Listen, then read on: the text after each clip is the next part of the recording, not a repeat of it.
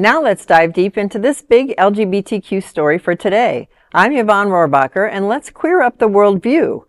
Hundreds of LGBTQ couples tied the knot today in Thailand. Thailand made history yesterday as it legalized same-sex marriages, the first in Southeast Asia. Activists celebrated decades of work with over 1,000 marriage registrations on the first day. Thailand became the third Asian territory to legalize same-sex marriages after Taiwan and Nepal. The new law amended the Thai civil code, changing husband and wife to spouse. Parliament flew rainbow flags, and shopping complexes hosted pride events to mark the occasion. A mass wedding in Bangkok saw 200 couples exchange vows in diverse attire, from Thai outfits to ceremonial uniforms.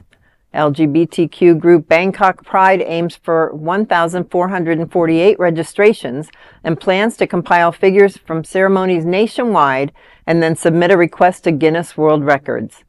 District offices nationwide and Thai embassies overseas are also open for marriage registration. Former Prime Minister Srettha Thavisin, who was premier when the landmark legislation passed in 2024, called the day a victory for equality.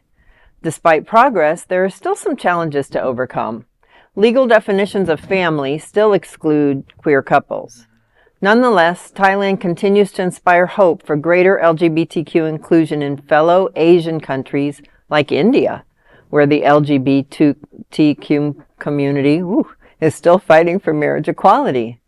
This is the happiest story so far today, I think. Yes. Yeah, absolutely. It's just wonderful, and thinking about all of the places where even just Florida, the various states around here, how we had those huge crowds, but for them it was their whole country. Right. Any Thai could start getting married today. Yeah. That's so awesome. Yeah. And I had a really cool gay marriage experience recently, and I know there may be people worried, as this couple was, that I married. I had the privilege of marrying two friends of mine 2 weekends ago, and it got me excited about maybe doing a little more marriage officiating again. It's been a while, and during COVID, I just kind of let it die off that I really enjoyed doing that, but we had a great time. But can you imagine why they wanted to get married before January 20th? Yeah, I can. Yeah. I mean, he could have done something to try to throw a monkey wrench into the works on that first day if he wanted to. Whether it was legal or binding or not, he could have, and it could be any day. Well, good thing he doesn't have any influence over Tyler.